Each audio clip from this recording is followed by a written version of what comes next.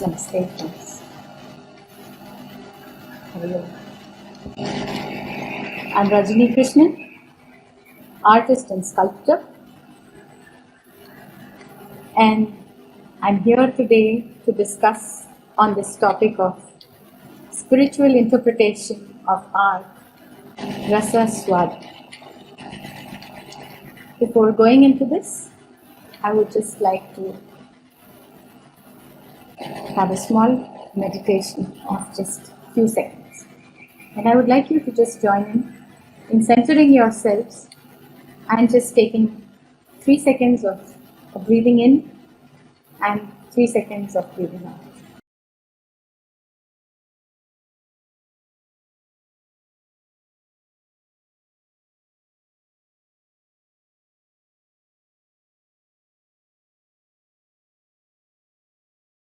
Now coming to the topic, art, spiritual interpretation of art and Rasāsvāda. What is that taste? What is that relish? This is what we're going to be talking about, discussing actually today. Art, me, myself, my innermost being. This is the topic. And why I am talking about it? Because I'm an artist of sorts. I do painting and sculpture. I try to have a very creative outlook. I would say I'm a student of art, and I'm very happy to do that. And when we're going to talk about the spiritual interpretation of art, I'm also going to share a bit of my journey, hopefully. And we're going to go on a journey together, and we're going to carry at least 3 things back with us at the end of this talk. So given a moment of thought, what will we describe as beauty? That's going to be one point.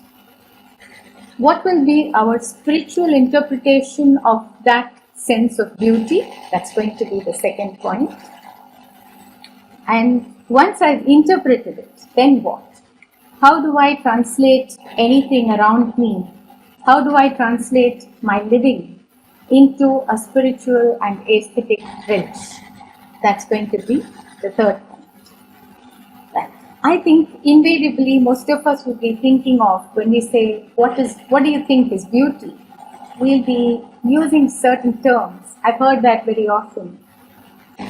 We talk about harmony, mother, nature, love, abstraction, a feeling of fulfillment, and so on. So is your idea of beauty a little different? Then please just jot it down. Satyam Shivam Sundaram. Satyam Ritam Brihat.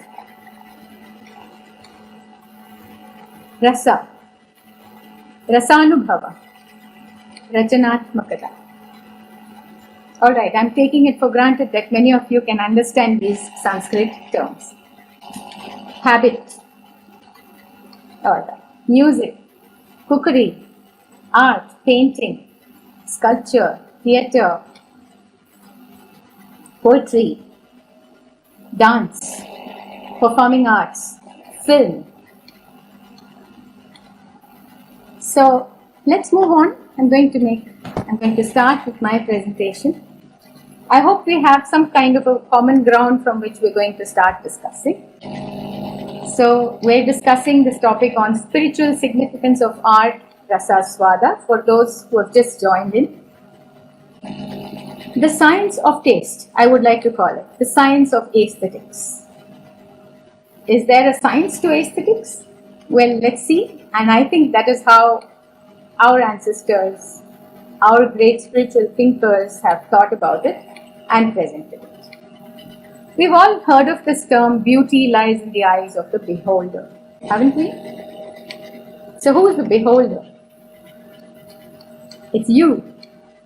So you, all of you there, are my Brahmananda Sahodaras. You're my brethren in spiritual happiness. So let's join together. I'd like to make a very short acknowledgement and give thanks to certain people. So to start with, it's Shri Gurubhyo Namaha. I offer my pranams to my masters, past and present, who have imparted all that I think I know, the essence of which I'm still learning in this Janma. And I thank our ancestors for having left behind a world that we could relish. Also my salutations to the holy feet of the lineage of gurus that we belong to. And to Sri Aurobindo and the mother of Aurobindo Ashram for having awakened in us a love for our motherland, a thirst for a cultural renaissance, and an openness of mind to turn to beauty around us through nature, order, and meaningful harmony. I'm starting with an introduction. It's a small Sanskrit verse, again, you must have heard. Forgive me, those who know Sanskrit and who are pandits, because I'm just learning. Yato hastat tato drishti, yato drishti tato manaha, yato manas tato bhavo, yato bhavas tato rasa. Where the hands go, the eyes go. Where the eyes go, goes the mind. Where the mind goes, the mood goes. And where the mood goes, there is experience, is aesthetic relish. I'm going to just do a very short prayer to the world. I learned this in school because I did a little bit of dance, Bharatnatyam in Kalakshetra, and this was my favorite and probably the only thing I still remember properly, I think. So my dancer friends, please excuse me. And I'm using this little frame to try to express. And this is Angikam Bhuvanam. Many of you will know. Angikam Bhuvanam Yasya Vachikam Sarva Vangmayam Aharyam Chandra Karadi Tam Namah Satvikam Shivam.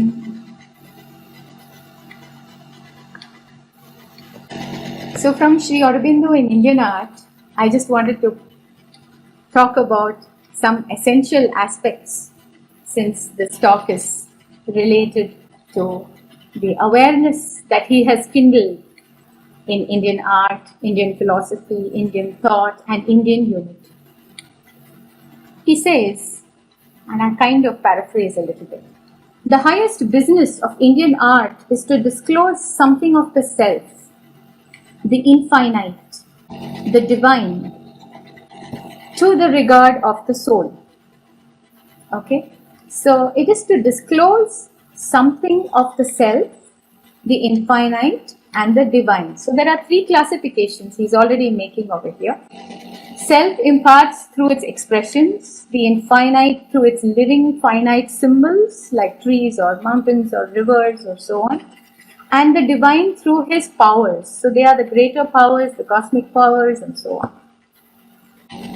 And Indian arts are intensely expressive in their central philosophic, religious, or yogic significance, which talks about these essential aspects. So I think when we discuss about art, we're actually discussing about me, myself, mine, and the essential aspect of the self, the higher self. So let's just ask questions like, what is art? Not what is beauty, but what is art? I would say art is man's intense emotional reaction to the world around and the world within him. Man is called, there is this phrase, Rasāsvāda Purusha. Man is full of rasa, of relish, of delight for experience, emotional experience. This experiential expression that you have can also be shared with another person to make him see, feel, participate and share. So he becomes what is called the Brahmananda Sahodara, or he becomes your Sahridaya, you're similar to your heart. So you're able to share the same feeling that you have and thereby invite and make a person participate in your experience. That's the beauty of art, I would say. So the form of activity exclusive to humans, I think, that you can be creative, meditative, spontaneous, reflective, progressive and so on, which is a wonder. So, but then in art we have variables. We have variables which have changed over time and space, varying with culture and tradition, varying with religion and rules, political powers and so on. We also have a social, political, economic expression, variables again, and they also serve as reflections, rebellions, expressions or evidence of those periods. And I think art is the oldest universal language. I think all of us agree on that point. And I also feel art has to be an organic part of society. Organic in the sense something which you cannot do without. It's like a limb. It has to be part of a society. And without that, art loses its significance. And when it's not part and parcel of the society, it loses its importance. And therefore, art is not art anymore from that point of time, I would say. It becomes business. We're talking about the spiritual significance of art. We're talking about Rasāsvāda. So rasa is the juice. It's the relish of that juice. It's an extract or an essence of something. And that essence could be both outside us and inside us. So we're talking about an Indian context over here. So therefore I ask this question. What is Indianness? Is there something called an Indian sensibility which is very different from a Western or a modern outlook? Is it? So how do we evaluate beauty? And how do we do it in an Indian context? Evaluating Indian art in an Indian context, evaluating Western art in an Indian context, and understanding how a Westerner interprets or evaluates Indian art in a Western context, or a modern context, or a contemporary context. So is beauty, that is rasa or Rasāsvāda, is it a variable over time? And does it vary from individual to individual? And therefore, is there a common unity? Is there a common ground that we share or not? And then again, is Rasāsvāda complete in itself? In the sense, is it useful? Or can we do without it? Can we have a society that does not have aesthetic relish? Okay, questions to be really seriously addressed. And what is the purpose of Rasāsvāda, rasa in our lives? Can rasa heal? Can rasa connect? Can it correct? Can it improve? Can it provide us comfort? I would say affirmative, yes to all these questions, which is why I'm posing it to you, but I'm just asking you to think about it a little more. Then I think a common question would be, okay, then is there a course to learn aesthetics, like any method or a shastra or a rule or, like any of these online courses that we have? Yes, we've had shastras. We've had like the Samiksha Shastra for poetics. We have many other sutras and shastras to learn. We can go into that. So, I'd like to come back to the context of the Indian history so that we have a firm ground or an understanding on how we're going to progress in terms of how we have understood our classifications in Indian art. Can we look at a past where we say, yes, I think I understand this past. I know I'm here today and this is how I'm going to take art or the baggage of art or the idea of art or a future vision of art in future. So we need to look a little bit into Indian art history. We need to look into Indian history, let's say, into the social order of Indian history. And all these are quite common things which all of us know, but I'm just laying down stress on certain of these points so that we still stand on same ground when I'm discussing further points. So I think we've all heard of the sacrifices, the yajnas, which are done for higher purposes, probably in the social order or in the ritualistic manner of performance. I think the yajnas come foremost and take the primal position in human activities because they are generally for a higher purpose. They have high ideals. You've also heard of the 64 kalas. Indian art has divided itself or has brought out detailed treatises on 64 kalas, 64 types of art, which includes crafts, decorations, various ways of doing things, techniques, and so on, which are just amazing. We also have rituals, rites, ceremonies, functions, social gatherings in our social life. We're talking about the social order. Then we have temples that we go to, which are usually central aspects of our lives. Used to be at one point of time. Still would rather be, but it's not really so. Even then, we have managed to retain quite a great amount of spiritual fervor in our country, which is really amazing. So we have worship in a temple, we have rituals, we have pujas, we have festivities, and we have several rites that are performed.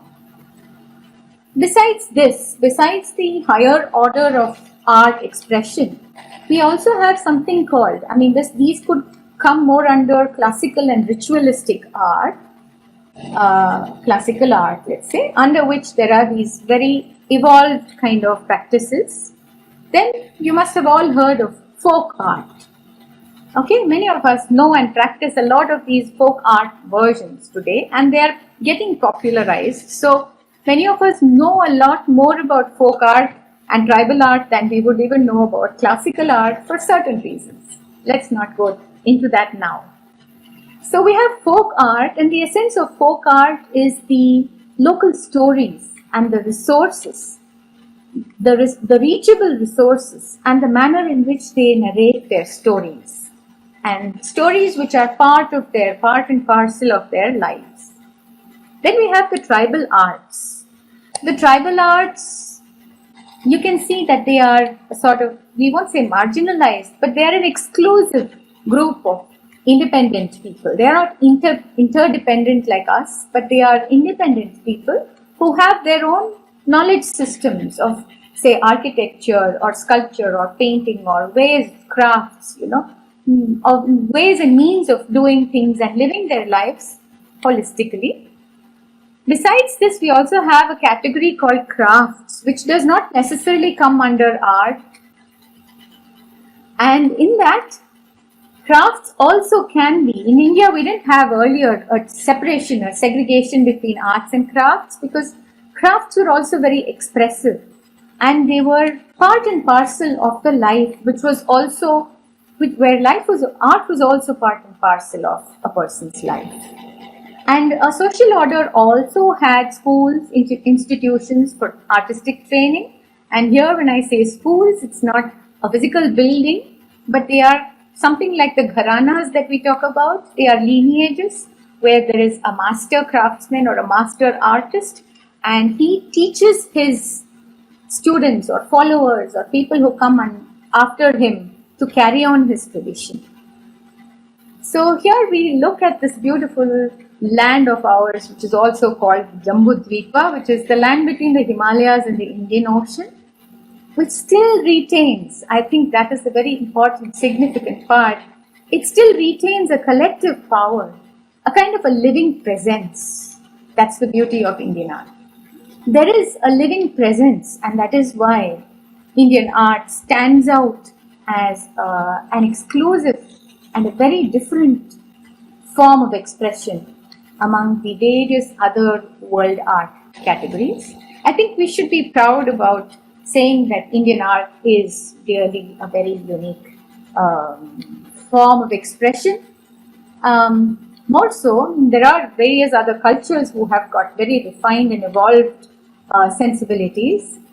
India does have a great history of right from its prehistoric settlements. It has an origin from about the 3rd century millennium BC. So we have shared our artistic style with various other religions: Buddhism, Jainism, Sikhism, Islam. And the kind of expressions that we still have as an evidence of art in the past are of different materials. We have stones, metals, terracotta, and even some of them are these very temporal materials that we still have some evidences of. So whether it is architecture, sculpture, painting, goods or products, tools or utensils, weapons, trade or transactional objects like the seals that you remember of Harappa and Mohenjo-daro, or jewelry or little artifacts, we have a whole range of evidence. And we've had different types, like you have the rock art, that's the rock paintings, the cave art, paintings inside caves which are different from rock art. Then you have rock cut architecture. And then we have the freestanding constructions in stone like the temples and the other edifices. And we have great prowess in metallurgy and metal casting and fashioning techniques, including iron. And we've got great mural traditions, sculpture and fresco paintings, manuscripts and miniatures, and a fine contemporary art world too, which still carries an effervescence of Indian sensibility. So we're putting in a lot of words, and it sounds like there is so much about the Indian art that we have to be proud of, and yes, I would say so.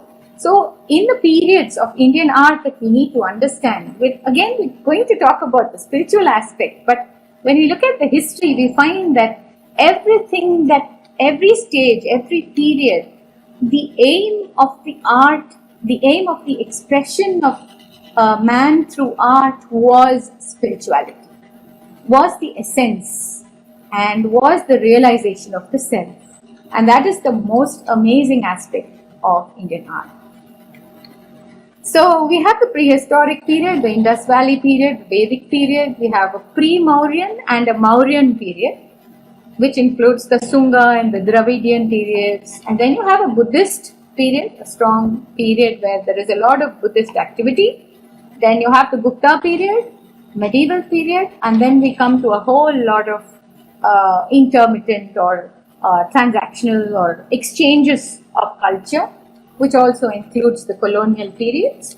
And we come to a modern and a postmodern, a contemporary period. When we look at Indian art, we look at pre-independence. In the 20th century, we look at a pre-independence, independence period, and a post-independence period. And now we are looking at the 21st century art.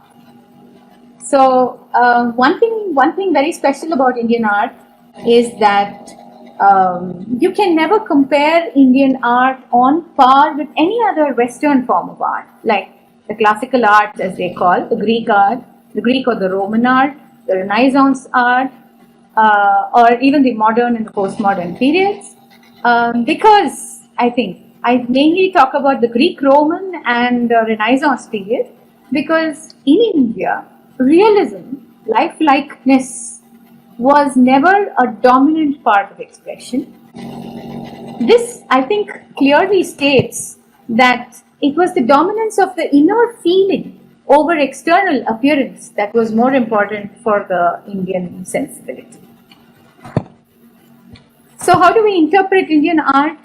I think in our question session, there would be a lot of questions about how do we interpret Indian art and how do we get the spiritual essence of it? How do we extract the spiritual meaning in our art? So let's look at it this way. We're talking about the interpretation now. So how would we extract an aesthetic taste from the Indian arts that we find all around us in every walk of life, in our rituals, in our practices, in our way of life, and so on? I think the special aspect about rasa is to bring out about art itself is to bring out what is veiled. I hope you agree with me, all of you. Art is to bring out something that is hidden or that is partly hidden, that is said and is not really said. So you bring that about through something called a sukshma drishti.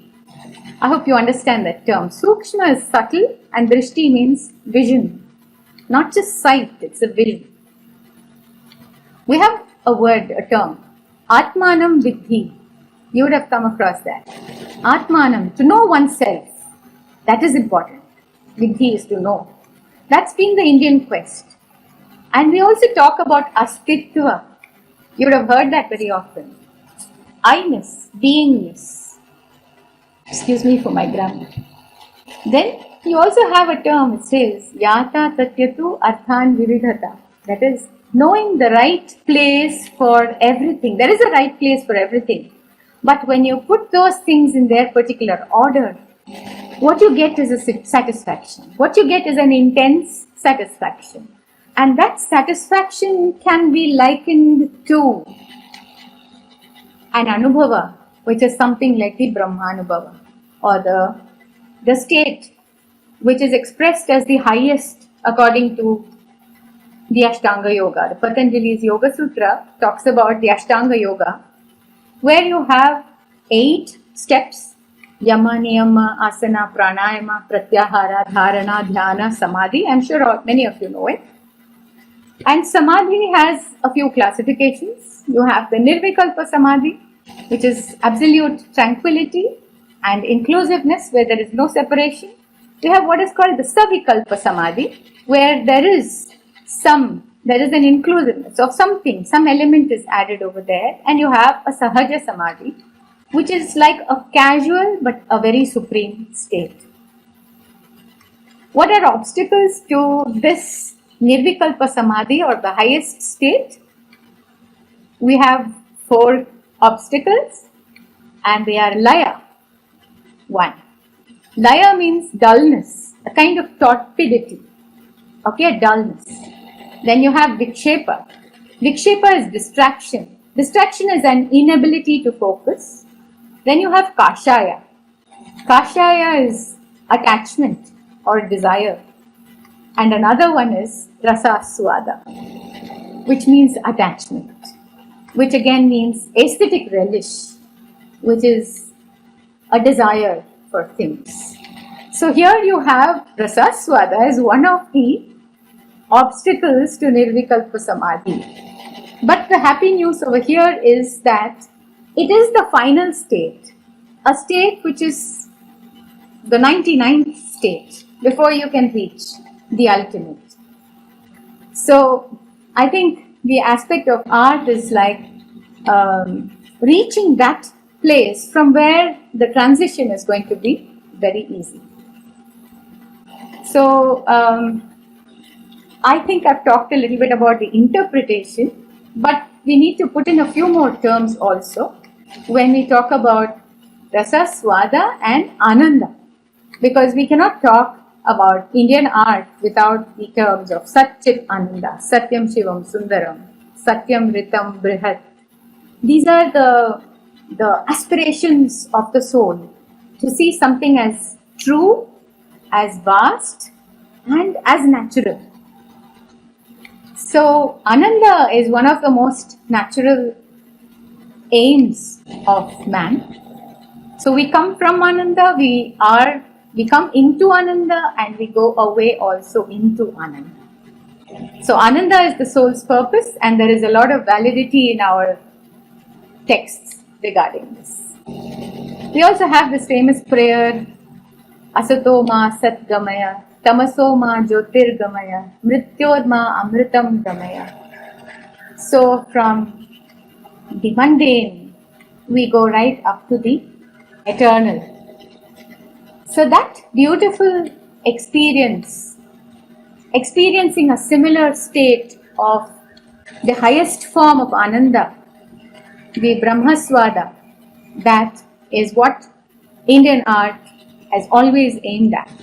So we're talking about very subliminal states of experience, and we're talking about very high and aspirational states. But if you look at Indian art closely, you would find that it is not just lofty over there. It reaches down to take you up there. So you have this entire gamut of expressions in Indian art. So just walk into any temple, you're going to see the entire evolution from ground below and then ground above, and then the higher or the more superior realms. I'm sure you cannot disagree with me on that point. We have two terms, prayas and shreyas. Prayas is the pleasing, and shreyas is the permanent, the eternal, or the everlastingness, or the ideal. So we have a choice, which is ours, which is yours. So do you work out of sight? When you're an artist or a creative person or someone who is into the active action in the field of some kind of a creativity, and all of us are in some way or the other, in our entire lives we are all the time creating. So do you work from or out of your sight, vision, or intuition? You will have to ask yourself that. Is it obviously visible? Is it an inner vision or an idealization? Or is it from some realm even behind that, an intuitive feeling? And Indian art is a lot about intuition too. And or do you work from external suggestion? That is, do you work because you have to, because you have been told to? So where is your heart? Where lies your love? Where lies your interest? Those are important points.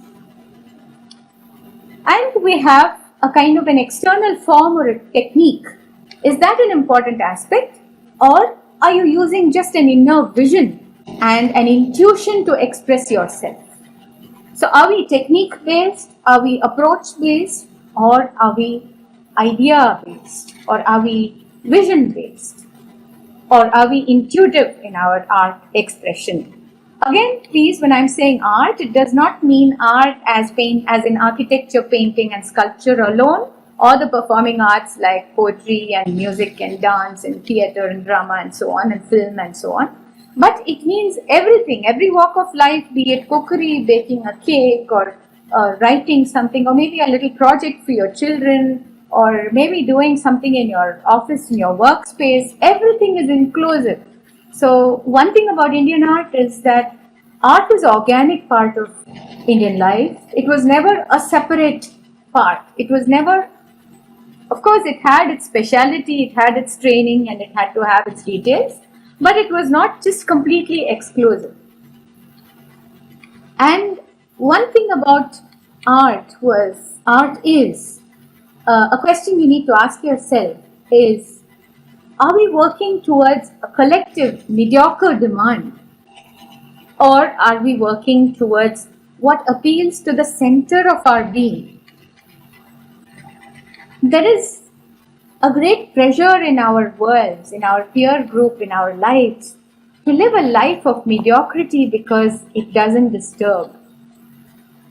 It goes, it moves. But it's not the kind of blending that we would talk about in a spiritual sense. But this is a kind of subjugation or an acceptance. So you have to ask yourself this question.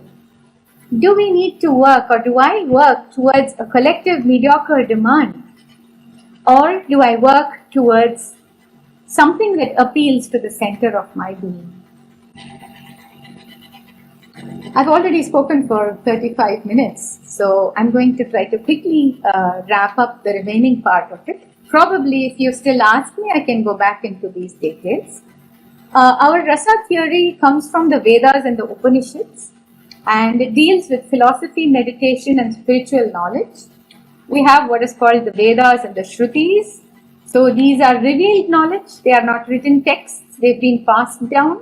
And these are kind of mystical experiences, which again reveal that they come from the higher or the spiritual realms. And spiritual realms again here means a kind of a sadhana or a practice. And sadhana can be again in 4 ways. We can look at the word sadhana. You can say sadhana as a sadhan, a means. Sadhana as a practice. sadhana as a discipline, sadhana as a way of life. So our rishis or our ancient seers or these great sages have left for us these kind of the Vedas, and then you have the Upanishads, or you have the 4 categories there, and then you have the Samhitas, Brahmanas, the Aranyakas and the Upanishads, and then we have our Puranas. And the Puranas especially, I mean, each of these, the 4 Vedas and the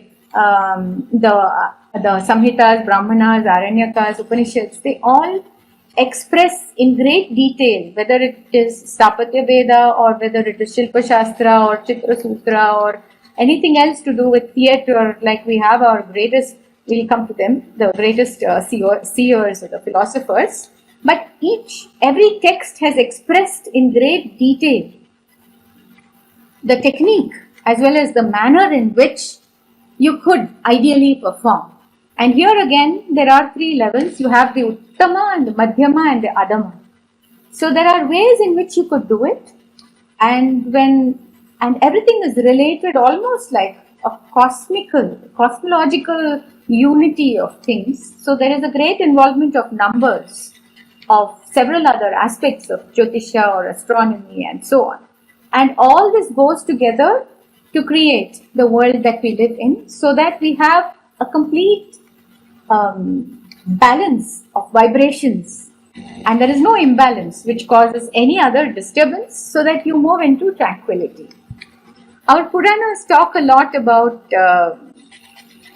very expressive aspects. The storytelling or the narrative element is very strong in our Puranas, which lends itself very much to art expression, to the fine arts, which is why we hear a lot about the Puranas, because you have what is called a word, Janaranjak. So they are entertaining for the people, the folk. So that is what I meant. You have a high philosophy and you have a very reachable aspect, where you have the Bhagavata Purana and you have the Brahma Vaivarta Purana talks about Krishna and Radha, the Rasa Leela and so on. And then we have books about the Devi Mahatmya, which talks about the various aspects of Shakti and so on.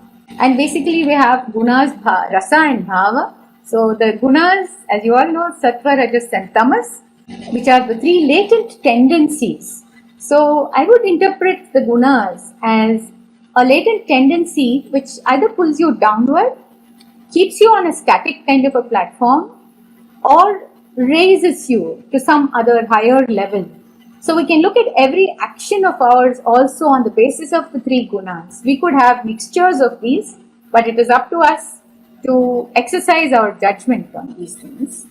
And when we talk about gunas and rasa and bhava, we talk about the shadripu. These are all aspects of, I think our Bharatanatyam artists have done a great work in terms of keeping alive this tradition of these kind of Sanskrit terms and bringing them into practice even today. We have many of our people who know these terms probably because of these kind of theatric and artistic expressions.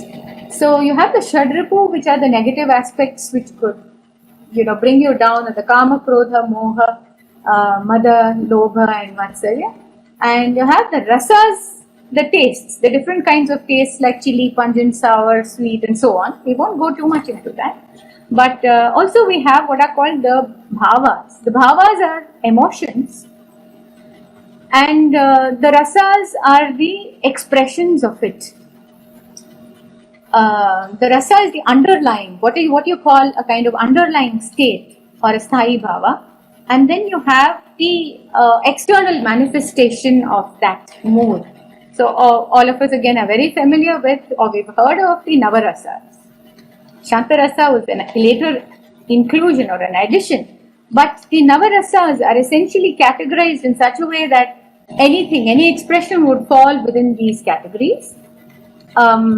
Authentication and Sources, the Chitra Sutra and the Shilpa Sutra, they are all in the Samarangana Sutra Dhara, and we have certain interesting aspects again which has come into our kind of casual walk of life. We come across these terms like the Samudrika Lakshana. the ideal proportions of facial organization of features. Now, there's a lot of work happening in the Western world in terms of understanding aesthetics.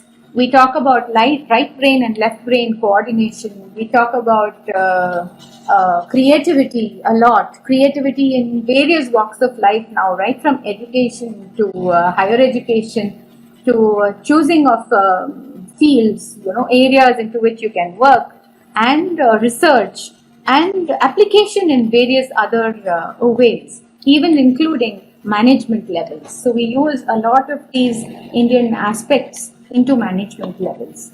A lot of selection in terms of interviews and selection also goes by the Samudrika Lakshana, by the appearance. We either have a like or a dislike. You have a kind of connection or you lose that connection. And all these are based on measurements. And there are ways in which you could improve these by becoming aware of it and creating other aspects. You have a whole lot of it in Vatsyayana's, his Samudrika Lakshana and so on. And Vastu Shastra talks again about the well-being. And Vastu Shastra also for a scientifically or an engineering-minded person today speaks about various mechanical contraptions. Civil and mechanical contraptions for use. There have been a lot of devices and designs and products which could still be put into use. There are a lot of details regarding town planning, and the Chitra Sutra again talks about various artistic techniques. And there you have this very famous sloka which comes in Chat Darshana. It talks about Rupa Bheda Pramanani Bhava Lavanya Yojanam. So we say Rupa Bheda. Understand Rupa form. Bhava is expression. Lavanya Yojanam, that is to understand grace. And then Sadrishyam, similitude. Something that is likeness. Varnika Bhangam, where you understand colors, color harmony, color theories and all that. And how to use brush and other media for art. And these form the Shadanga, Chitra Sutra, the Shadanga Lakshana. So much of detail we have gone into in our works. And the great seers who have brought this in are our philosophers, mystics and aestheticians like Bharatamuni in his Natya Shastra, Abhinava Gupta in his commentary on Natya Shastra, besides the Abhinava Bharati and the foundations for Tantra. We have Anandavardhana who brought in the Dhvani theory through his Dhvanyaloka. That's a great asset to Indian art. And Dhvani, again, I would just like to make a short mention here. Dhvani and Vyanjana, he talks about. Dhvani is not the sound. Dhvani is the aesthetic suggestion. Dhvani is the unsaid said, the wavelength, the echo, the resonance. Something that is like a continuity of an experience even after the event has occurred and finished. So it's this kind of a visionary expression that has already been brought in our texts and laid down, and therefore all you do is just follow it. If you are an Uttamadhikari and there is a certain, you have the excellent skills for it or the adaptive possibilities for it, then you just follow those things. You could also do with a kind of a madhyama, in between, managing of things, or if it's adama and if it's not there, or it's a manda adhikari, just leave those things out. You have other people who can do it. So I cannot finish without talking about Nandikeshwara's Abhinaya Darpana, which talks about the mirror of stagecraft, of gesture. So you have the mudras and the actions, and therefore the bhava and rasa and all these aspects come along with it. And I will come back to that same term which I started, the sloka. Yato hasta tato drishti. Yato drishti tato manaha. Yato manaha tato bhavo. And yata bhav tato rasa. So in conclusion, I would like to just say that contemporary art in India is exclusive in trying to somehow keep alive the unity and also reflect its spiritual and cultural significance. Various places of India, various pockets are all bursting with a lot of creative activity, whether it's the Bengal School or the Shantiniketan or the Madras School of Art and or the MS University in Baroda or JJ School of Arts in Bombay or the Progressive Artists Group or many other, the Shilpi Chakra, Bhopal, Lucknow, Kerala, Mysore. I'm sorry if I've left out many areas. But there is a lot of artistic activity that is going on today. There is a great amount of awareness. And the purpose of art is not to make everyone an artist, but to make everyone love art. And that is what we need to do. We need to develop our Sukshma Drishti. We need to develop our subtle eye for aesthetic relish. And for us, beauty is not for beauty's sake. Beauty is for realizing the self through things, in things, or interpreting it. Interpretation of the beauty of the self through things. So our appeal is not an external appeal of an outward soul, but something that is more inward, something that relates very closely to the Antaratma. I've just exceeded by 2 minutes, but I just want to leave one quote from Sri Aurobindo.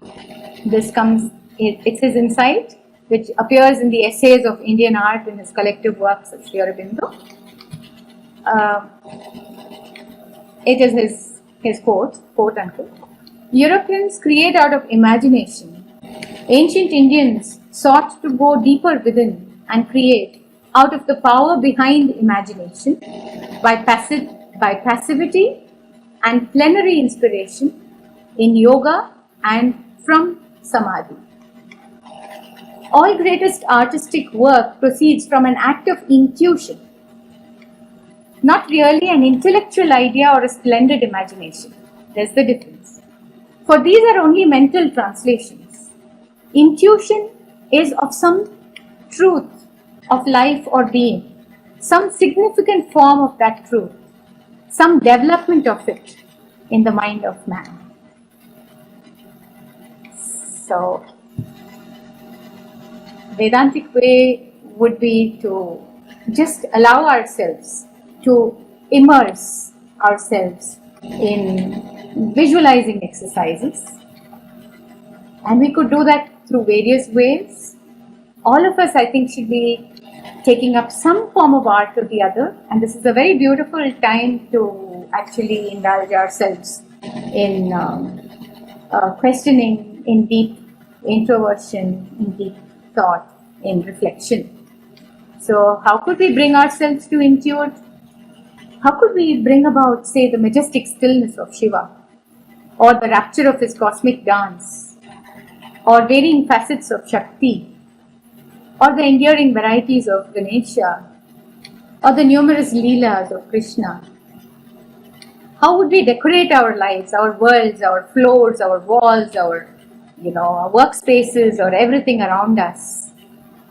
I think if we look into all this and willingly go into it without any judgmental sense, but feel from within the spirit, I think all of us would realize the spiritual significance of art, and we'll be in the Rasanubhava until we enter the state of no differentiation.